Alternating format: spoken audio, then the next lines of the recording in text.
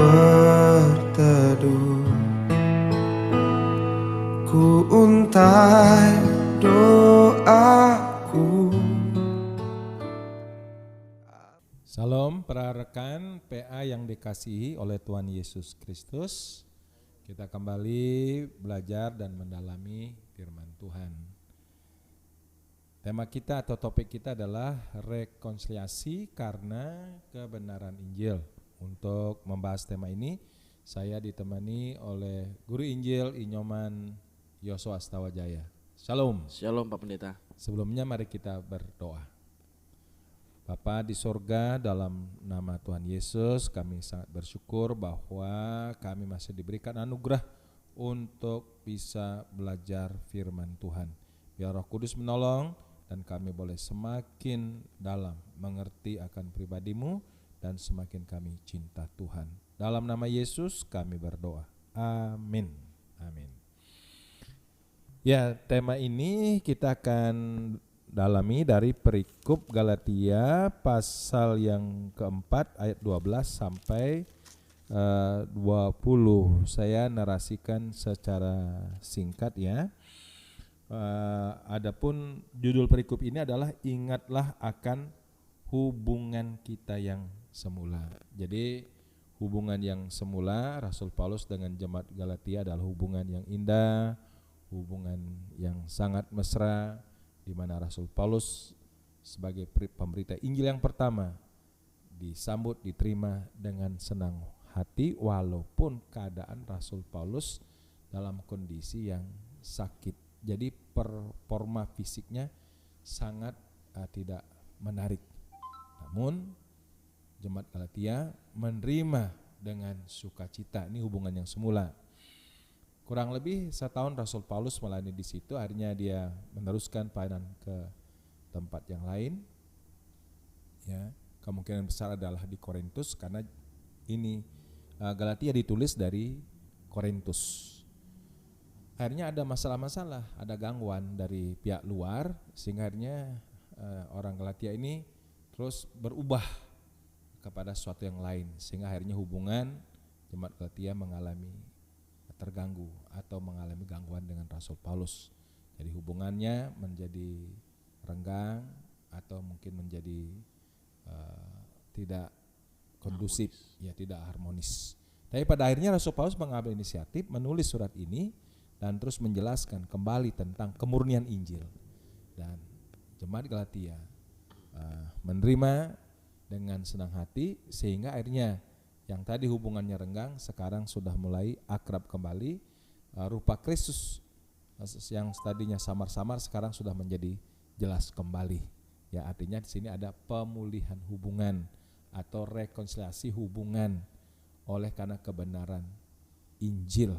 Ya, itu yang kurang lebih narasi esensi dari Galatia pasal 4 ayat 12 sampai 20 ya. Ya, puji Tuhan sekali Pak Pendeta, penjelasan yang mengawali topik hari ini. Ya. Topik yang sangat menarik karena Paulus memberikan fundamental, dasar-dasar yang sangat kuat untuk jemaat Galatia kembali berdamai, kembali memiliki hubungan yang semula dengan hamba Tuhan, yaitu khusus adalah Paulus. Nah, oleh karena itu jemaat Galatia dari yang hubungan renggang, hubungannya sudah mulai menjauh, lalu kemudian kembali harmonis. Apa doktrin, apa resep ya, tips-tips atau jawaban Paulus, masukan-masukan Paulus supaya jemaat kembali pulih kembali dengan hamba Tuhan, kembali pulih dengan hubungan dengan Tuhan dan sesama dan juga dengan dirinya. Doktrin apa yang terkandung yang bisa kita pelajari? Amin. Ya, itu penting, pertanyaan yang luar biasa. Kita berangkat dari doktrin, dari pengajaran yang mengasasnya. Nah, kebenaran Injil itu berbicara tentang kasih Allah yang mengampuni. Ya. Kebenaran Injil juga berbicara mengenai kasih Allah yang menebus dosa manusia. Kasih Allah berbicara tentang menyelamatkan umat manusia. Kasih Allah berbicara tentang memberi kepastian hidup yang kekal. Yang semuanya ini berkat ada hanya di dalam dan melalui Tuhan Yesus. Nah, prinsip-prinsip inilah yang perlu harus dipahami dan diperdalam oleh setiap kita orang percaya. Ya salah satunya aja diambil misalnya, ya kebenaran Injil itu berbicara tentang kasih Allah yang mengampuni. Nah kalau hal mengenai mengampuni, berapa kali kita harus mengampuni? Cukup 3 kali atau 7 kali? Makanya Tuhan Yesus mengajar dalam kitab Matius pasal 18 ayat 21 sampai 22. Nah boleh tolong coba itu dibaca. Ya ini baru dari salah satu prinsip kebenaran Injil, yaitu berbicara mengenai kasih Allah yang mengampuni di dalam Yesus. Ya, coba baca. Ya, Matius 18 ayat yang 21 sampai 22. Kemudian datanglah Petrus dan berkata kepada Yesus, Tuhan, sampai berapa kali aku harus mengampuni saudaraku jika ia berbuat dosa terhadap aku? Sampai 7 kali? Yesus berkata kepadanya, bukan, aku berkata kepadamu bukan sampai 7 kali, melainkan sampai 70 kali 7 kali. Artinya tak terhingga kita terhingga mengampuni, karena ini berbicara mengenai kasih yang tak terbatas. Nah wujudnya di dalam Yesus Kristus. Kita sudah menerima Yesus, berarti kita menerima kasih Allah yang tak terbatas. Nah makanya Paulus kembali menjelaskan kemurnian kuasa Injil ini. Ya, jadi kuasa Injil tidak mandek hanya pada waktu kita percaya menerima Yesus terus diselamatkan. Nah, kelanjutannya apa? Kesinambungan dari kebenaran kuasa Injil ini adalah memelihara hubungan, memproteksi hubungan, supaya hubungan kita yang mungkin suatu waktu mengalami gangguan oleh karena ada satu masalah atau satu persoalan, karena manusia hidup berpikir, manusia hidup mempunyai perasaan, tidak mungkin kita itu terhindar dari yang namanya gesekan dan juga benturan. Makanya kalau ada persoalan-persoalan, ya kita kembali pada satu prinsip kebenaran Injil. Salah satunya aja adalah berbicara mengenai apa? Kasih Allah yang mengampuni. Dan sifat pengampunan itu berdasarkan firman Tuhan tak terbatas. Nah kalau ini aja kita pahami, saya terlalu percaya bahwa masalah apapun yang terjadi, kita akan bisa mengalami rekonsiliasi atau pemulihan hubungan yang harmonis. Puji Tuhan Pak Pendeta. Sehingga jawabannya adalah doktrin yang Paulus ajarkan, Paulus berikan kepada jemaat Galatia adalah bagaimana kekuatan Injil itu sendiri, kembali kepada Injil, back to Injil yang murni, pengajaran yang murni. Lalu saya boleh melihat bahwa perikop yang hari ini menjadi dasar kita ayat 12 sampai 20 itu ada dalam konteks ada kisah Hagar dan Sarah, dan juga sebelumnya ada tentang hukum Taurat dan janji. Paulus sepertinya meletakkan perikop ini padahal di persoalan tentang hubungan antara jemaat, namun Paulus mengajak kembali kepada kisah sejarah Alkitab, sejarah keselamatan melalui kisah Abraham tentang Hagar dan Sarah, Ismail dan Ishak. Sepertinya ada sifat Injil yang Paulus ingin berikan sebagai dasar doktrin yang menjadi kekuatan bagi jemaat Galatia. Sifat Injil yang inklusif itu bisa jelaskan lebih lanjut Pak Pendeta? Ya, memang salah satu kebenaran Injil adalah sifatnya itu inklusif, terbuka ya. Kita berbicara tadi sebuah pemulihan hubungan ya antara Rasul Paulus dan jemaat Galatia di dalam kebenaran kuasa Injil, yaitu mungkin dalam skup yang personal ya. Nah, memang pemulihan yang pertama harus terjadi dari pribadi kita, ya dari pribadi secara pribadi dengan Allah. Ya. Jadi atas pekerjaan Roh Kudus, oleh karena berita Injil kita disadarkan, diinsafkan kita orang berdosa. Akhirnya kita butuh juru selamat, butuh pengampunan. Nah, akhirnya kita menerima Kristus, maka terjadi pemulihan hubungan kita manusia berdosa di dalam Yesus Kristus. Jadi Yesus Kristus menjadi juru damai. Ya kita rekonsiliasi di dalam Kristus, hubungan kita manusia yang sudah putus dari Allah. Maka atas kuasa yang sudah kita terima dalam diri kita, maka akan terjadi juga pemulihan terhadap diri kita sendiri, terjadi pemulihan terhadap orang lain secara horizontal, ya baik secara pribadi maupun dengan pribadi lain, dan juga terjadi pemulihan secara kelompok kelompok satu dengan kelompok lain. Itu sangat dimungkinkan di dalam pribadi Yesus Kristus. Nah, tadi disinggung oleh Guru Injil Nyoman Yosua bahwa sifat Injil itu inklusif atau tidak eksklusif, tidak tertutup. Itu benar. Dari memang janji mula-mula itu janji penebusan keselamatan dalam Kristus Yesus itu terbuka bagi semua orang, ya, dan itu ditegaskan dalam keturunan janji melalui Abraham, ya, tidak urusannya Ishak ataupun Ismail yang mereka memang berdua sama-sama anak Abraham, karena ada orang mengklaim secara eksklusif Ishak yang dikorbankan, secara eksklusif mengklaim Ismail yang dikorbankan.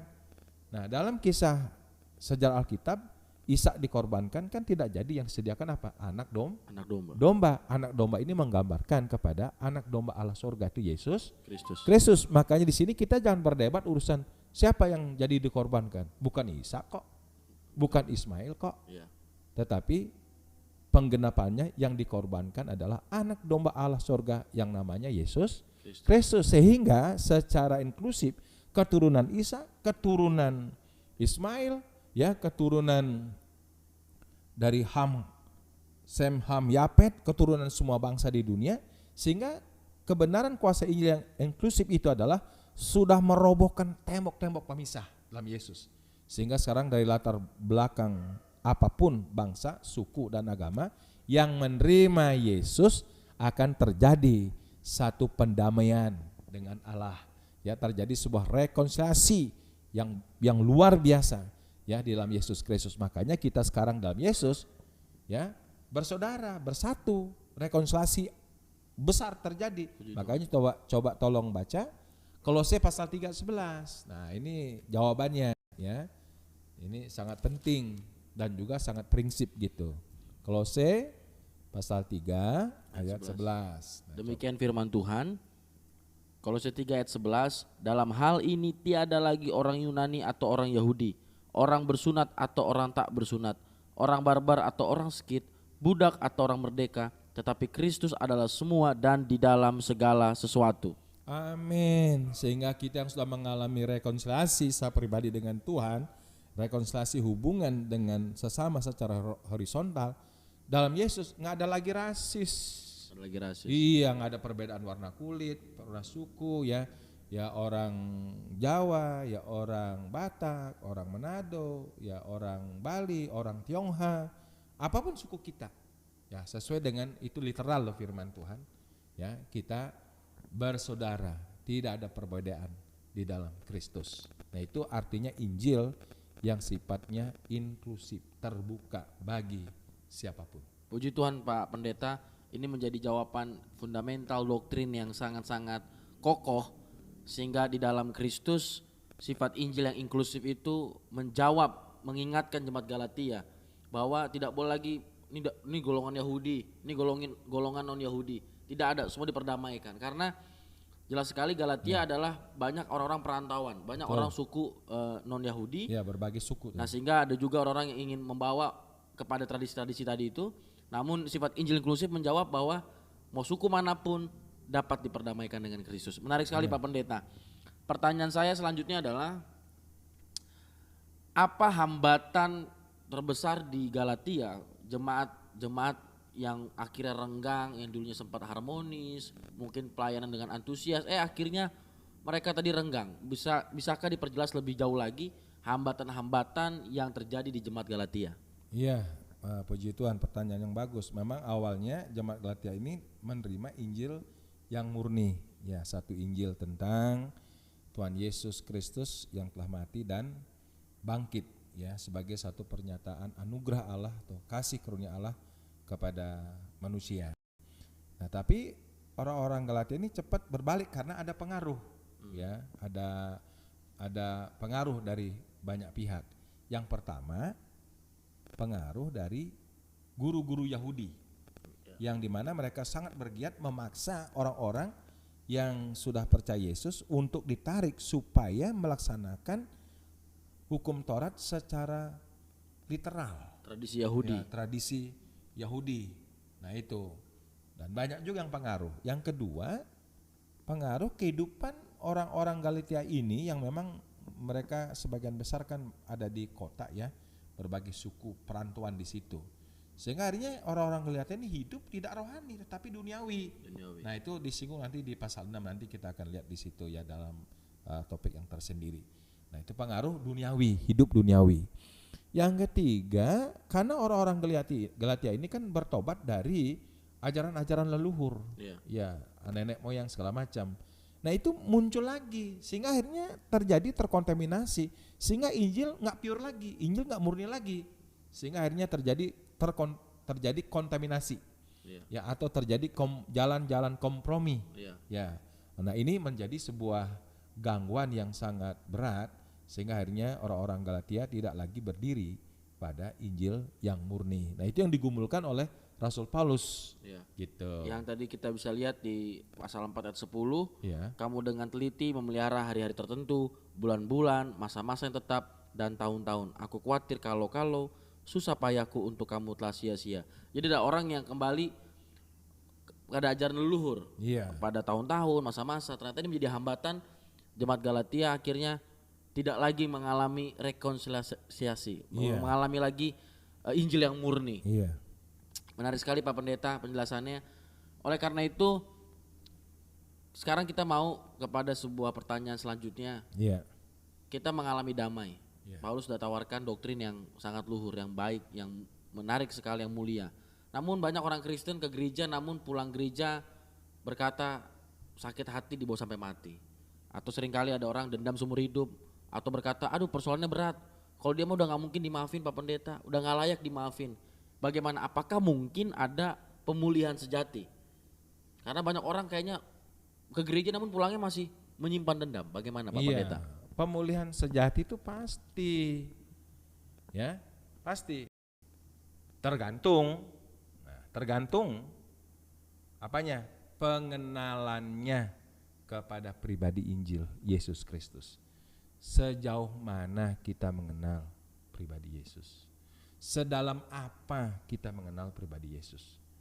Saya terlalu sangat percaya kalau kita mengenal Yesus secara utuh, secara mendalam, ya, dan memang kehidupan Kristus ada di dalam kita, bukannya sekedar di pengetahuan, tetapi dalam hati kita, dalam hidup kita, ya, siapa Yesus yang sudah menderita buat kita.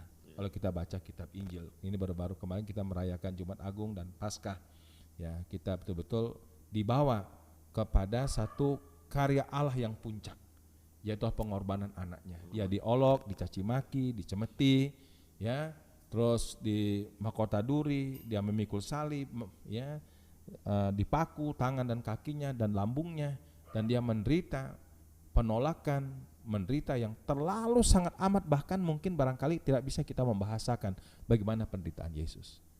Namun Tuhan Yesus di puncak penderitaannya, di puncak kesengsaraannya, dia berdoa. Ada sebuah perkataannya yang sangat agung mulia, dari 7 perkataannya.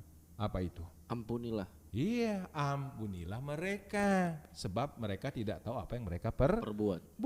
Nah, kalau ini betul nyata dalam hidup kita, ya, yang saya katakan tadi, tergantung sejauh mana kita mengenal Yesus, sejauh mana kita merenungkan hidup Yesus dalam hidup kita.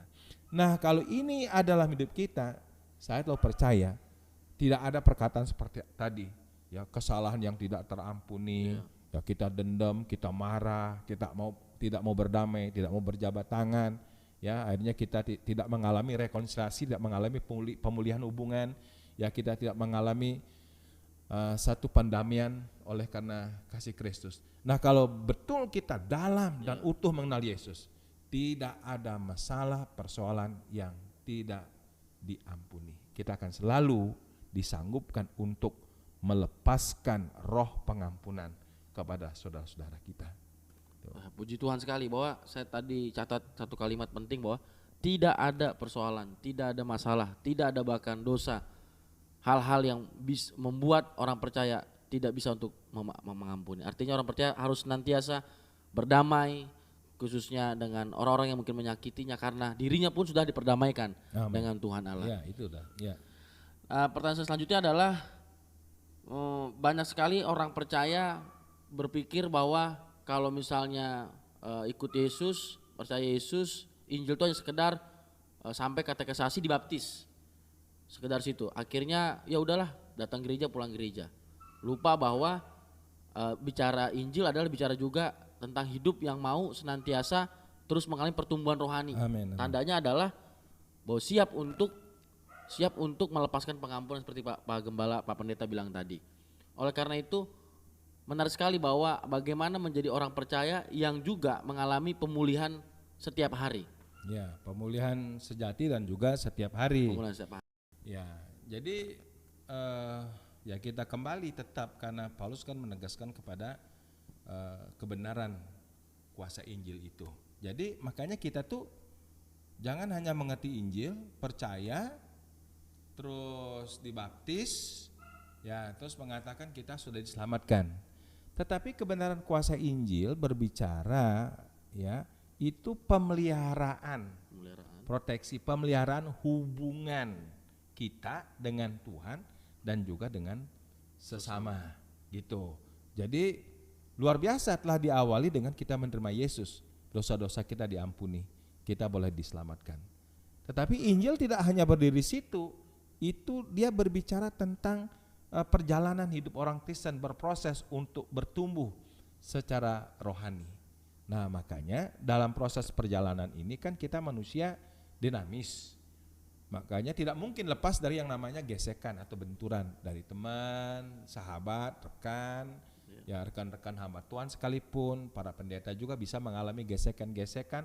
Itu sebuah yang namanya dinamika hidup gitu ya, naik turun. Nah Tuhan sudah menyediakan satu dasar yang luar biasa, yaitu kasih karunia ya dalam Kristus Yesus, di mana kita harus, nggak boleh himbauan, ya diharapkanlah kiranya saudara memaafkan, dihimbau saudara untuk mengampuni. Tidak, harus.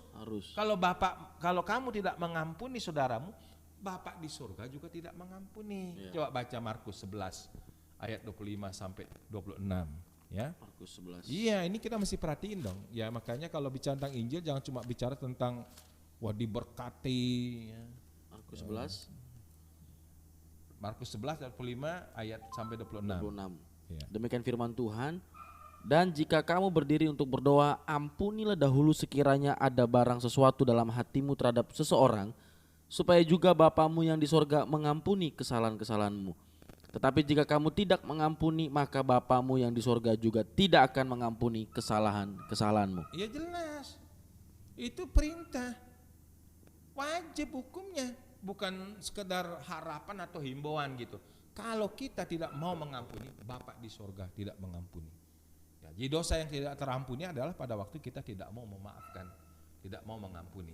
Makanya kalau kita mendalami akan prinsip kebenaran Injil, ya, Injil yang menerima orang berdosa apa adanya, mari di dalam kebenaran kuasa Injil ini setiap hari bahkan setiap waktu lepaskanlah yang namanya pengampunan seorang dengan yang lain. Referensi ayat banyak, hendaklah kamu masing-masing saling mengampuni seorang dengan yang lain. Nah, ini rahasianya. Ya, mau nggak kita melembutkan hati atau kita mengeraskan hati? Makanya tidak ada istilah bagi orang yang sudah mengatakan menerima Injil Yesus Kristus, percatuan Yesus, wah saya nggak bisa mengampuni dia mau sudah kelewatan, ya. Saya nggak bisa memaafkan dia, saya nggak ada damai lihat dia. Ini istilah-istilah begini nggak ada, apalagi dendam kesumat. Ya itu sebenarnya sama dengan kita belum bertobat. Ya belum bertobat. Dalam doa Bapa kami yang kita ucapkan terus, ampunilah kami ya Bapa seperti kami telah mengampuni orang lain yang bersalah pada kami. Jadi kita akan diampuni karena kita lebih dulu mau mengampuni orang lain. Itu prinsip Alkitabiah, nggak boleh dirubah, nggak boleh ditambah, nggak boleh dikurangi. Haleluya, luar biasa sekali Pak Pendeta. Bahwa ternyata sikap orang percaya yang mengalami kasih Tuhan, yang mengalami rekonsiliasi dengan Tuhan, amin, berarti dia inisiatif, tidak menunggu keadaan, tidak menunggu orang minta maaf, namun ada kekuatan dari dalam dirinya melalui kuasa Roh Kudus, firman Allah, mendorong orang percaya memaafkan lebih dahulu, berinisiatif, bertindak. Nah oleh karena itu sebagai penutup, bahwa setiap jemaat Tuhan haruslah orang-orang yang memiliki sebuah tema pemulihan setiap hari. Jadi pemulihan itu bukan sekedar nunggu acara event. Karena banyak orang-orang berpikir, wah pemulihan itu nunggu retret, nunggu KKR. Ternyata melalui Jemaat Galatia kita belajar pemulihan setiap hari dirasakan oleh setiap orang percaya. Sehingga pesannya dan sebagai penutup supaya juga jemaat Tuhan para pendengar bagaimana juga mengalami kemenangan, kemerdekaan dan juga menghadapi situasi Covid saat ini. Banyak orang kecewa, banyak orang menyalahkan A, B, menyalahkan pemerintah, menyalahkan yang lainnya, pegawai menyalahkan bosnya menyalahkan siapa lagi. Sehingga bagaimana supaya tips terakhir, kesimpulan terakhir supaya menjadi jemaat yang mengalami kemenangan setiap harinya. Rekonsiliasi dalam kuasa Injil dengan Tuhan, jangan sampai kita nyalain Tuhan. Jangan nyalain Tuhan. Ya, rekonsiliasi juga dengan diri sendiri. Memaafkan diri sendiri. Iya, jangan kita menyalahkan diri, memblame diri. Rekonsiliasi juga dengan situasi kondisi.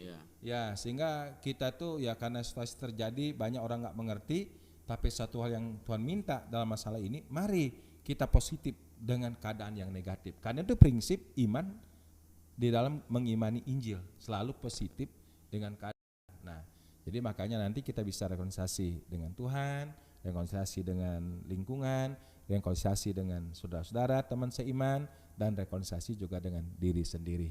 Dan kuasa Roh Kudus dalam diri kita, oleh karena kekuatan kuasa Injil, sangat dan dipastikan mampu untuk kita mengalami pemulihan hubungan. Haleluya.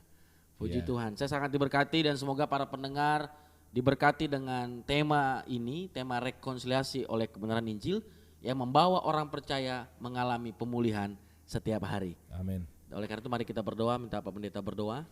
Kita berdoa. Terima kasih Tuhan untuk pendalaman singkat firman Tuhan ini, biar Roh Kudus menerjemahkannya lebih luas, lebih dalam hidup kami. Sehingga kami bisa merdeka, mengalami satu kemerdekaan, mengalami pemulihan, mengalami rekonsiliasi dalam hidup kami. Saya pribadi, di tengah keluarga, di tengah jemaat, di tengah pelayanan. Karena rahmat-Mu selalu baru setiap hari. Sekalipun Yeremia mengalami ada banyak penderitaan, kesusahan, namun dia berkata rahmat-Mu selalu baru setiap hari, setiap pagi bahkan. Dan kami boleh mengalami kemerdekaan itu di dalam kebenaran kuasa Injil Yesus Kristus. Terpujilah Allah kami, dalam nama Yesus kami berdoa. Amin. Amin. Terima kasih sudah menyaksikan. Terima kasih Pak Pendeta sudah boleh menjelaskan untuk firman Tuhan, pendalaman Alkitab. Dan semoga para pendengar juga membaca Galatia dan menjadi jemaat Tuhan yang senantiasa mengalami kemenangan setiap hari. Shalom. Shalom. Tuhan memberkati. Puji Tuhan.